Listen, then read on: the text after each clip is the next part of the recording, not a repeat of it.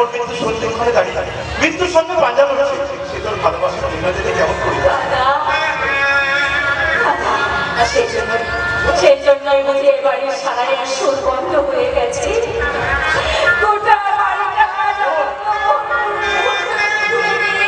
একটা শ্মশানে পরিণত করেছে।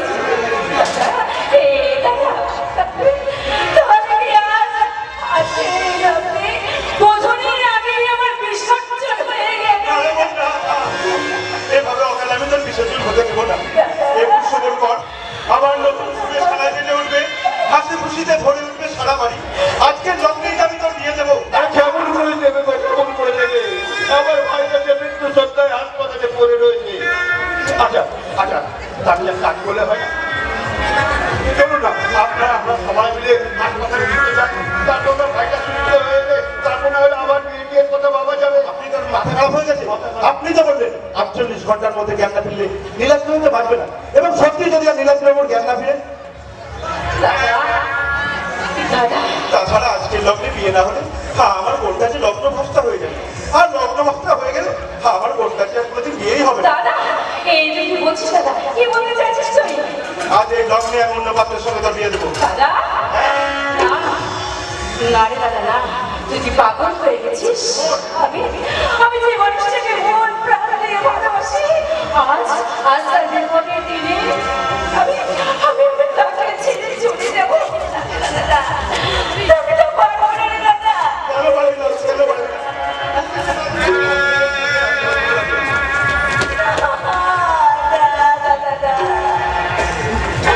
আমি তোর কাছে হাত জোড় করে বলছি দাদা, আমার জীবনটাকে নিয়ে তোর আর প্রহসনে বেঁচে উঠিস না রে দাদা। শোন দাদা, আমি আমার সিদ্ধান্তটা তোদের জানিয়ে দিচ্ছি। আমি 48 ঘন্টা আমার নীলাদ্রির জন্য অপেক্ষা করবো। সেই 48 ঘন্টার মধ্যে যদি আমার নীলাদ্রি সুস্থ হয়ে না ওঠে, আমি সারাটা জীবন তোমাকে হয়ে কাটিয়ে দেবো, লগ্ন ভস্ম হয়ে কাটিয়ে দেবো।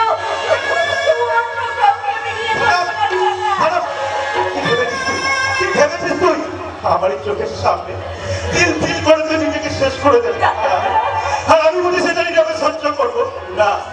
তোমাদের সিদ্ধান্ত আমি মেনে নিয়েছি, কিছু আর নয়। এবার আমার সিদ্ধান্ত, শেষ সিদ্ধান্ত।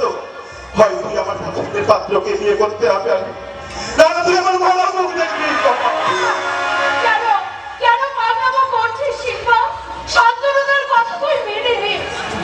বেশ, তবে তাই হোক না, তাই হোক তাড়াতাড়ি।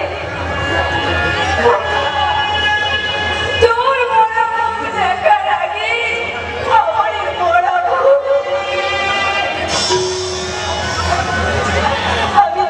আমি তোদের ইচ্ছেটাই মেনে নিলাম। চমৎকার চমৎকার আপনাদের বিবেকের বিচার। আপনারা মন থেকে আমার ভাইটাকে মেরে ফেললেন। না না, আপনারা ঠিকই করেছেন, ঠিক সিদ্ধান্ত নিয়েছেন। আমার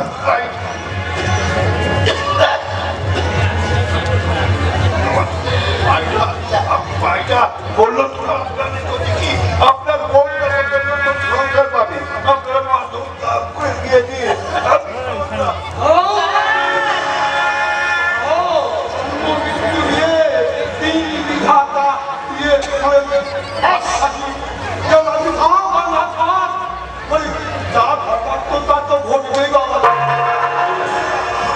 কৃষ্ণ কৃষ্ণ হরে হরে কথা বলবো রে,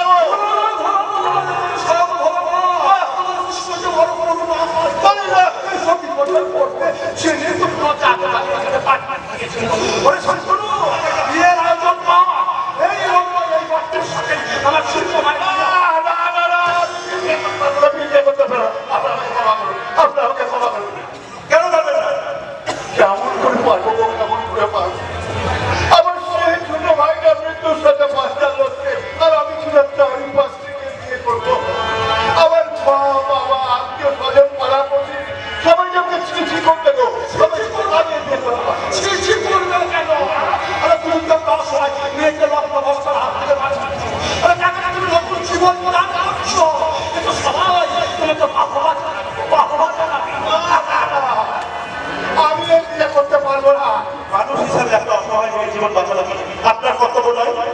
কিন্তু কোনো কিন্তু নয়, কোনো কিন্তু নয়। আমি সবার সামনে তোমার কাছে দুটো হাত প্রদত্ত। দাও, দাও, মুরলি ধরো, আমার ভাই। আচ্ছা, আপনারা কেমন মানুষ? আমার দেশ থেকে বুঝতে পারছেন না, আমি একটা চাকর বাকর মুখ্য চুক্য মানুষ। আমি যে নিজের ঘরের বড়বাসী গো। তাছাড়া আমার মতো একটা অনাথার সাথে আপনার বোনের বিয়ে দিলে, এই বিয়ে দেওয়ার চেয়ে গলায় দড়ি বেঁধে টাঙিয়ে দিল মঙ্গল হবে। আমাকে আমাকে আপনারা ক্ষমা করুন, আমাকে আপনারা ক্ষমা করে আমি বিয়ে করতে পারলাম। আমি চল। দাঁড়ান, আমাকে গলায় দড়ি দিয়ে টাঙিয়ে দিতে বললেন না আপনি? তাহলে আজকের দিনের মধ্যে যদি আমার বিয়ে না হয়, আমি নিজেই যে গলায় দড়ি দিয়ে মরে যাবো, আর তার জন্য দায়ী হবেন আমি। আমার এই গলায় বলবো, আমি আপনার গলায় দড়ি দিলাম।